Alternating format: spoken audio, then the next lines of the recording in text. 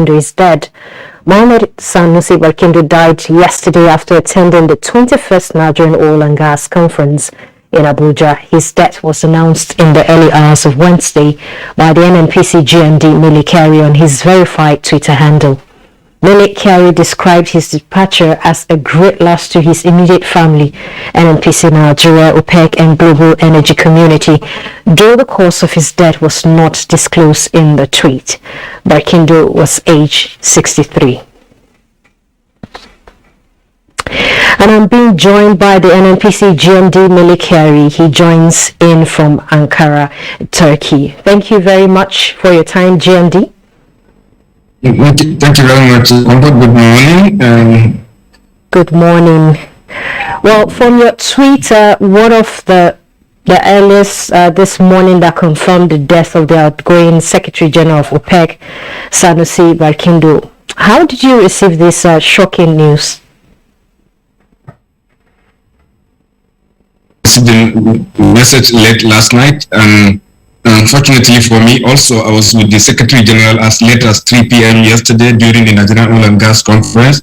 I was also with him in the morning when he paid a courteous visit to Mr. President, where he was commended for his extreme service to our country and to the energy industry. And beyond this, I also have the misfortune of having the last conversations with him about his passion for our industry, for our country, for the energy industry, and more particularly for the NNPC, as he was looking forward for the unfolding of the NNPC as it's transforming, as he was one of our past very company. He was part of the story successes of this company.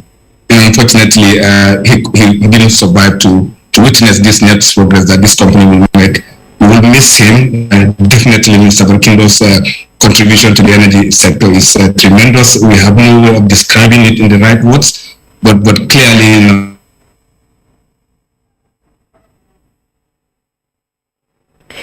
we seem to be having a little bit of now the later Barkindo had proven his capability in the sector by serving 2 terms leading this global organization. Could you tell us about some of the impacts his leadership had on the sector?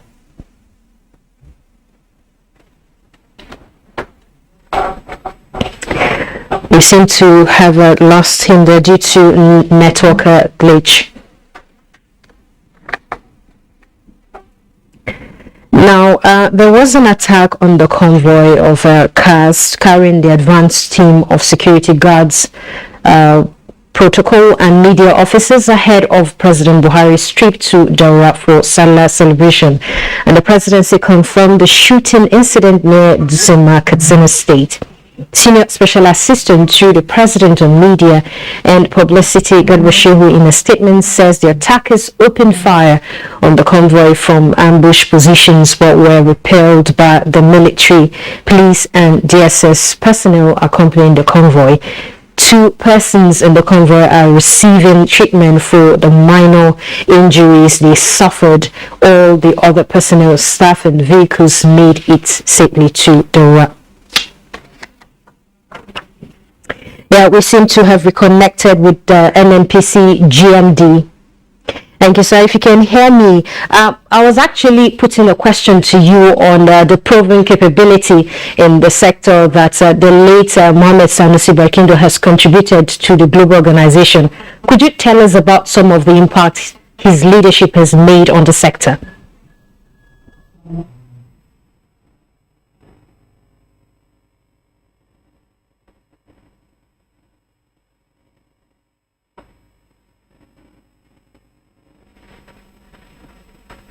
All right, we will continue that conversation when we reconnect with him. I'll see talking about the security breaches in the country. The Nigerian Correctional Service has confirmed that about 10 o'clock Tuesday night, some yet to be identified gunmen attacked the Medium Security Custodial Center, Kuje, in the Federal Capital Territory. In a statement, the Service Public Relations Officer Umar Abubakar says men of the armed squad of the Nigerian Correctional Service and other security agencies attached to the Custodial Center have restored calm to the facility and the situation is under control.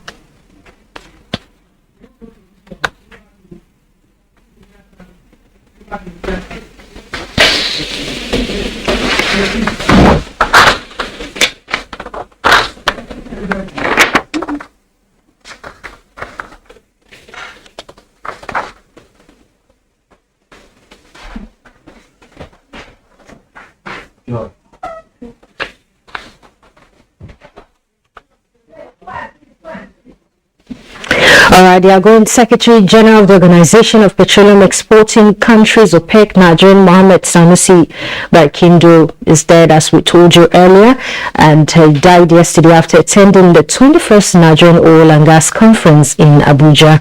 His death was announced in the early hours of Wednesday by the NNPC GMD via his Twitter handle, describing his departure as a great loss to his immediate family by the Nigerian OPEC and global energy community. Though the cause of his death was not disclosed in the tweet, Barkindo was aged 63.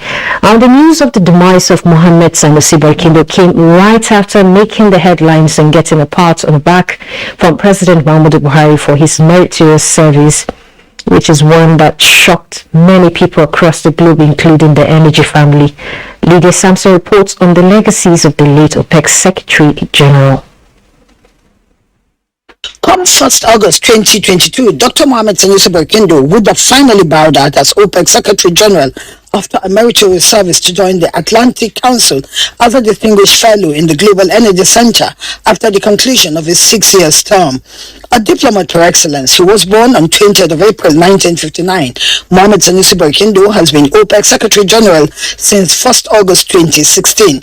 He previously served as Acting Secretary General in 2006, represented Nigeria on OPEC's Economic Board from 1993 to 2008. He also served as the Group Managing Director of the then Nigerian National Petroleum Corporation from 2009 to 2010 and had headed Nigeria's technical delegation to UN climate negotiations since 1991. We attended the same university, Ahmadu Bello University, Zaria. Coming from the same faculty, the same department, and we read the same course. He was a very amiable person, very up and doing. He was very amiable, he has been doing a lot, a very workaholic person, and an astute technocrat when it's come to the oil industry. He is a household name everywhere in the world. When you mention about his name, he's somebody who has everything that is needed in that industry. Is a huge loss indeed. His passionate approach to global energy issues played out even as Barkindo spent his last day on Earth engaging with stakeholders at the Nigerian Oil and Gas Conference. The future for this industry, for oil and gas, remain bright. The data, the statistics, and the science all buttresses that point. One, this world will continue to consume oil and gas for the foreseeable future.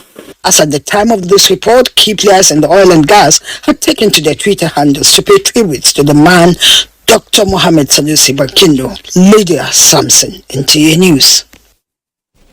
All right, we're being reconnected with the GMD NNPC. Thank you very much, Mr. Milekari. You were talking about the proven impact that the late Sanusi Barkindo has made in the industry. Thank you very much. First of all, it's little known to many that the whole travel that we had from year 2000 on the oil and gas industry reform committee to bring on the PIA on the table was actually part of the work that Mr. Barkindo did. As the GMD of NNPC, he did tremendous thing, made our systems work, brought in enormous transformation into the company, which we are today benefiting from, which we are building on today, and we will surely miss him in the NNPC. And he's one of our very great leaders. And for me personally, he's one of the great mentors that we have in the system. He continues to show interest in what happens in the company, how it makes progress. And as late as yesterday, he was asking me directly that we'll do everything possible to make sure that this company becomes the international national oil company operated, which everybody is looking forward to. And he gave us tremendous help and support doing this both locally and also in the international space. And he was such a wonderful leader the company had. And I'm sure me and my colleagues across the company will miss Mr. Barkindo. Yes, indeed, he will be greatly missed by Nigerians and the oil industry as well. Thank you so much for making out time to be part of the news. Thank you, Comfort. Thank you very much. Thank you. All right. Earlier part of Tuesday night, by 10 o'clock precisely, an unidentified gunman attacked the Medium Security Custodial Center, Kuje, in the Federal Capital Territory. I'm being joined by Victor Azu from the Correctional Center to tell us the situation of things there right now. Victor Azu, how are things over there?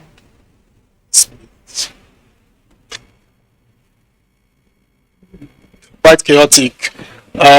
This happened yesterday, talking about 10:15, 10:25, we are told, and because of that there's been security reinforcement here, which has made the place a bit of a no-go area.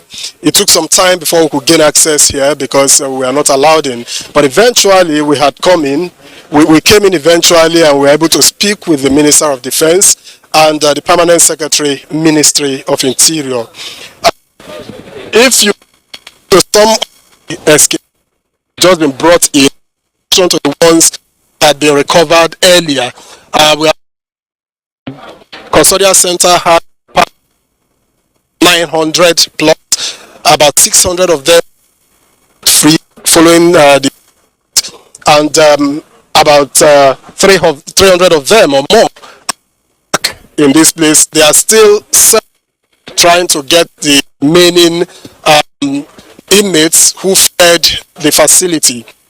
You see that there's been a helicopter hovering trying to, locate where the escapees are, where they are hiding, being brought. But as it is usual, you never get to recover everybody. All right, thank you so much, Victor Azu. We had some audio glitch with you there.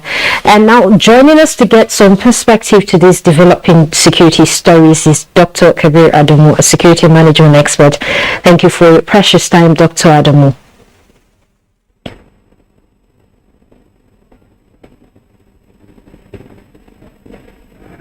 All right, Dr. Adamu, a lot has happened within the 24 hours. You agree with me.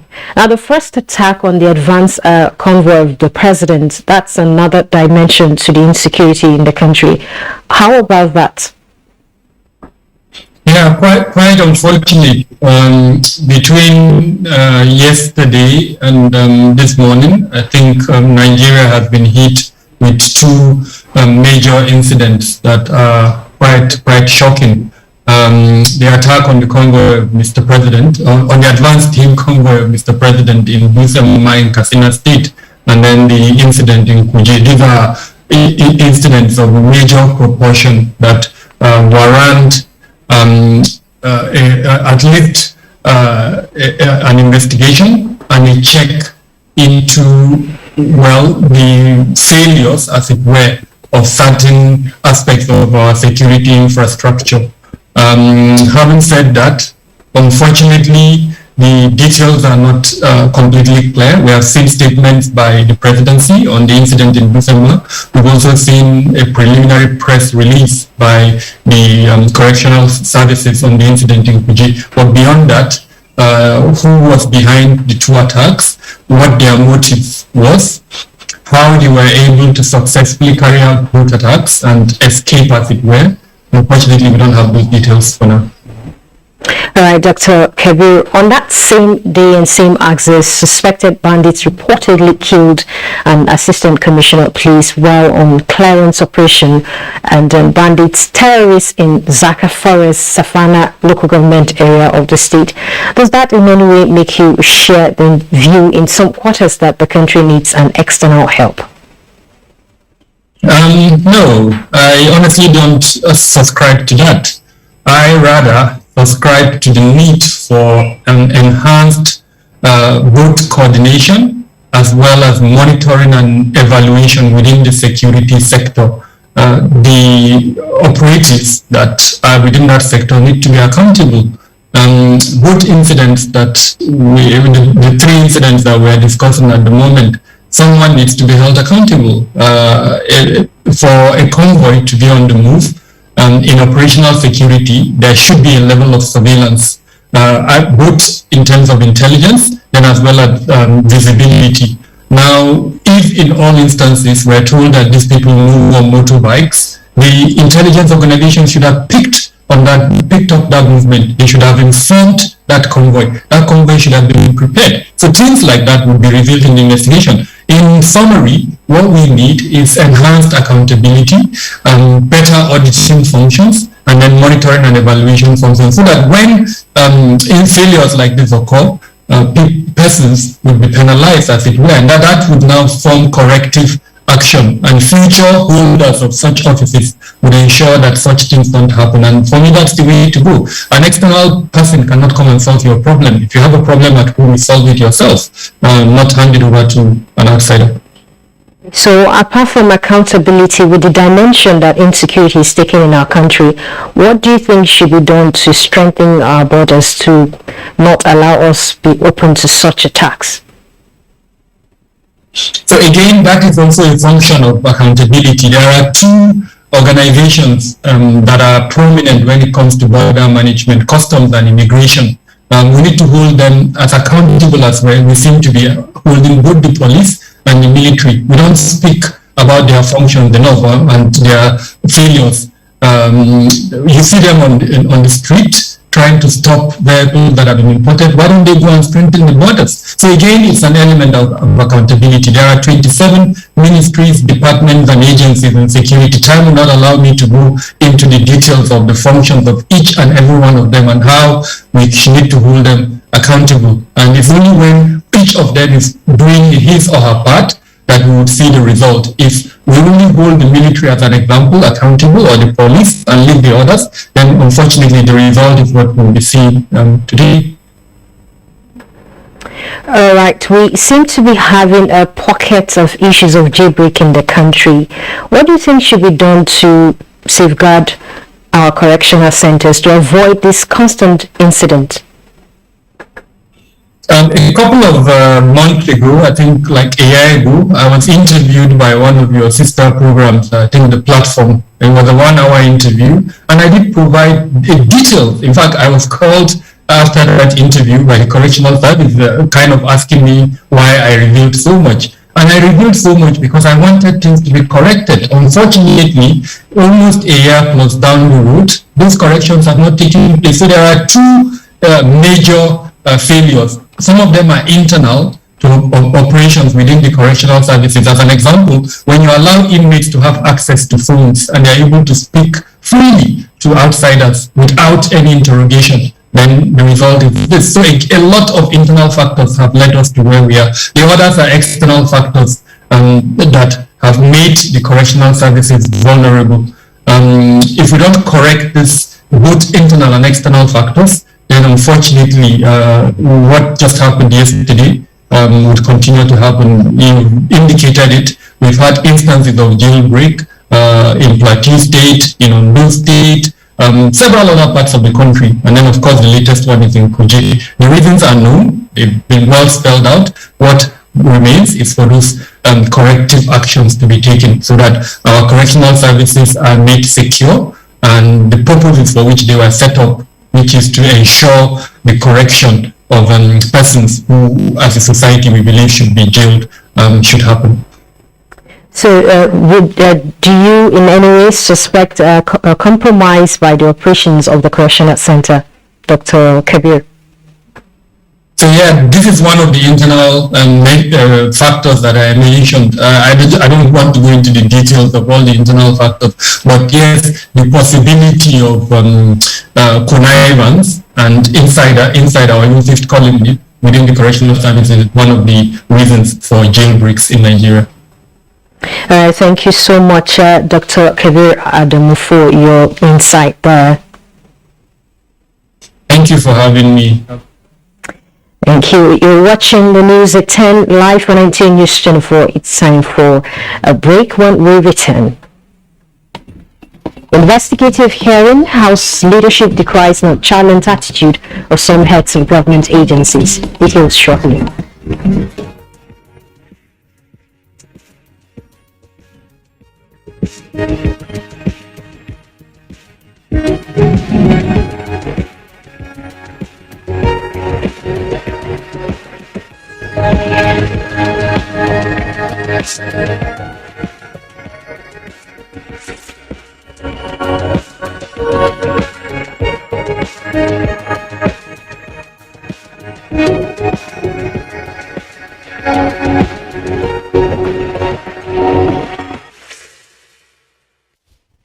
Welcome back. The Imo State Governor Hope Uzodinma has reiterated his resolve to continue to support the Nigerian security forces in the fight against insecurity in the state.